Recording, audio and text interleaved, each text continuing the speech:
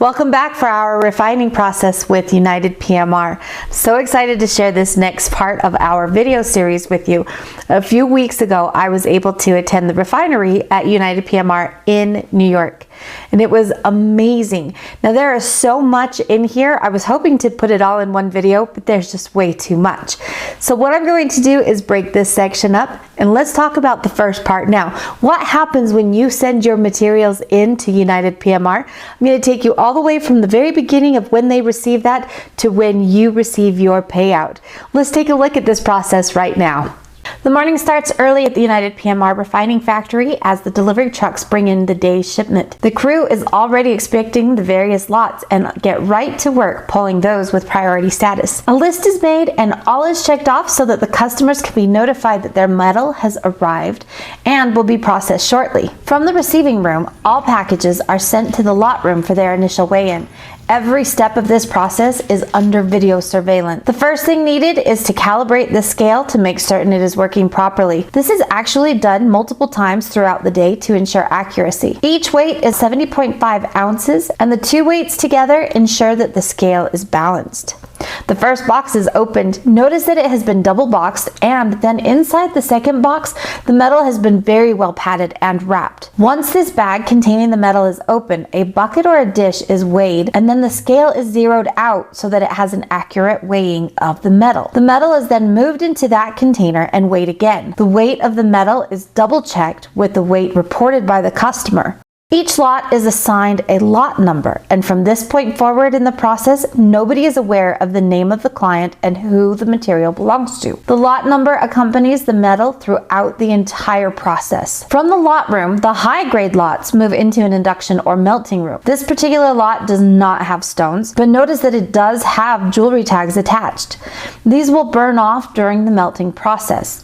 The metal is loaded into a scoop and then poured into an induction heated crucible. This will be repeated as the technician returns for the next scoop. This allows the previously added material to begin to melt and make room in the crucible for the remainder of the lot. Before pouring into an ingot, 2 to 3 pin samples are taken with a crystal tube. The pin samples are a homogeneous mix of all that has been added into the crucible. This lot is primarily gold, but some are a mix of other precious metals, and a pin sample will be used to determine the percentage of materials in that lot. After breaking away the crystal tube, the technician makes certain that the pin sample is solid. When the proper temperature and texture are achieved, the ingot mold is moved onto a steel table and the metal is poured into the mold and is left to cool. The pin samples and bar get weighed for a final post-process weight. The pins are then moved to the assay department. Larger items require a larger crucible and a slightly different process. A gas furnace heats the larger crucibles, and in this case the technician prepares pieces of silverware. Once again, he uses a scoop to proportion out how much is added at a time, and the same process is followed for both larger and smaller lots. The pin samples are rolled down in a rolling mill and move on to the next room, where it is analyzed with X-ray fluorescent spectrometer to ensure that the samples are homogeneous. This is where it is determined if the metal can move right to a fire assay or needs another process called ICP. ICP is needed when the lot contains any types of platinum metal groups. These are most common in stone setting heads on rings. Most refining companies will actually stop at the X-ray process, but this is prone to human and user errors. So United PMR moves to the next stage of fire assay, and this is the only way to get a truly accurate reading of the materials that are in this lot. The remaining part of the pin sample is divided into 3 pieces for triplicate fire assay analysis. Each lot has 3 fire assays to ensure accuracy and near perfect result. The sample is wrapped in lead, which is then absorbed into the small ceramic cup,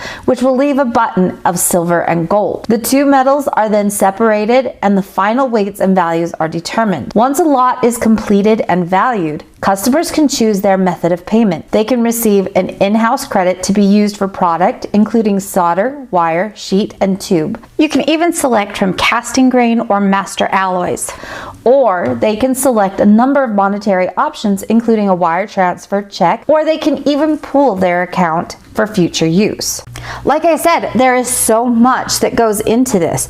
And not only that, but from the very beginning to the end of just this process is done with a 24 to 48 hour turnaround time for you to receive the results of that fire assay and the testing that happens. So then you can determine how to go forward with the money that you receive from your materials that have been sent in.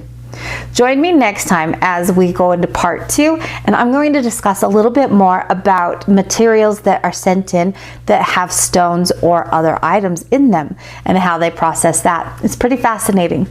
As always, if you're enjoying this series, please be sure to subscribe, ring that bell, and mark that you want all notifications so that you don't miss any in the series. We'll see you guys pretty soon. Have a good day.